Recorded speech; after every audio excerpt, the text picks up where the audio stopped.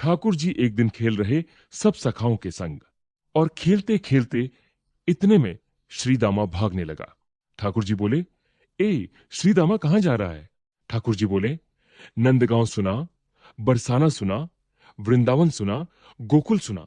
श्रीदामा हंस के बोला, लाला ससुराल गांव का नाम नहीं है। तो बोले, फिर क्या है ससुराल? बोले, जब ब्याह हो जाए ना, तो अपना घर तो पीहर है और पत्नी का घर जो है वो ससुराल है। ठाकुर जी बोले, ये पत्नी कौन हुए? बोले, लाला, जैसे नंद बाबा की तेरी मैया यशोदा पत्नी है, ऐसे ही मेरा भी ब्याह हो रहा है। मैं भी पत्नी लेने जा रहा हूं। श्रीदामा, मेरा ससुराल कौन सा है? मेरे ससुराल का नाम बता। श्रीदामा बोला, मुझे क्या पता तेरा ससुराल कौन सा है? बोले, लाला, मुझसे मत पूछ, मैया से जाकर पूछ। रोने की आवाज आई। मैया बोली, काहे को रो रहा लाला?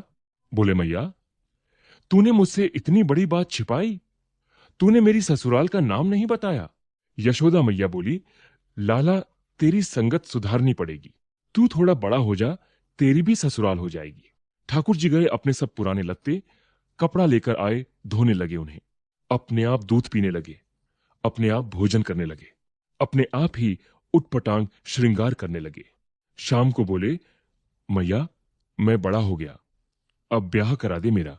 मैया बोली, वाह, दिन में ही बड़ा हो गया तू। मैया देख, तू बातें मत बदल।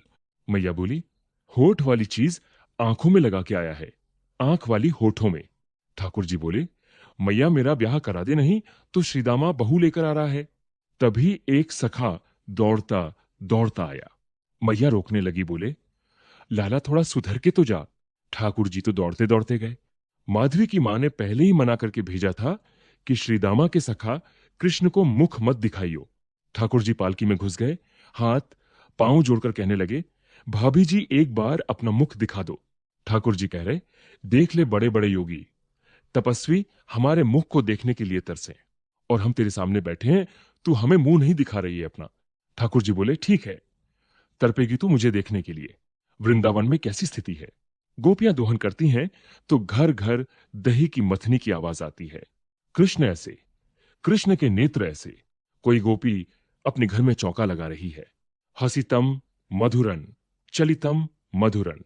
इन सब की बातें सुनकर माधवी को ऐसा लगता है कि इन सब से तो मैं श्रेष्ठ हूं। सब गोपियां माधवी से कहती हैं, अभी तक तेरे सामने आया नहीं है और तूने अभी तक देखा नहीं है। माधवी सबको ज्ञान देती है। बोले, चाहे 3 बरस का हो, 4 बरस का है तो अन्य पुरुष, लेकिन 24 घंटे गोपियों के बीच में रहती माधवी को और कोई चर्चा ही नहीं सुनाई देती। माधवी ने कुछ समय अकेले रहने का भी प्रण लिया। रात्रि में सोई तो अब कानों में कृष्ण कृष्ण गूंज रहा है। इतना नाम सुनती हूं कि अब तो कानों में भी यही गूंजता है। स्वप्न में कृष्ण ऐसे हैं, उठकर बैठ जाती है, नेत्रों को मींचती है। अब वो न चाहकर भी कृष्णमयी ही हो गई है। आधी रात और माधवी को ऐसा लगता है कि भोर हो गई।